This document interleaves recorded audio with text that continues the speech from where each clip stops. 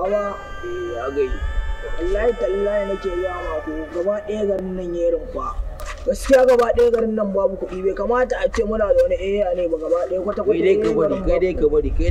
Tun da ɗan Allah ya dawo cikin gari aiki ma sai mun gari da ke a garin. A to ba komai. Shara ma shara gari ya ne Shi ne ai. Na ga mani kawai dai dan buya. Ba komai ba. Ba da mu ka kwantar da hankalin ka dan laji yana gaji ai komai aiki sai mun gaji da shi aiki a gidan nan. Shara ma sha hutu. Allah ya biya. Allah ya biya. A da Allah ya biya ba ga zuwa ba. Allah ya biya Allah ya biya. Ka shigo kenan. Kama mu a nan garin za mu je gun yarinya. Me ba dan gaggawa mana magana? Me faru?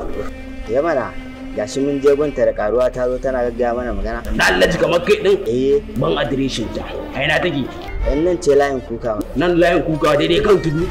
Sara ko duka da Allah ji cire hanji ko makogaro ko burkuntar da ita kai so ai da Allah ji. Ko me ya faru ko ai. Ko yi wannan sa. Ko wanne san an gama amma da Allah ji ya maganan nan fa. Kudin nan fa. Da mu Allah bare ka bude sawa. Na bude sawa akai.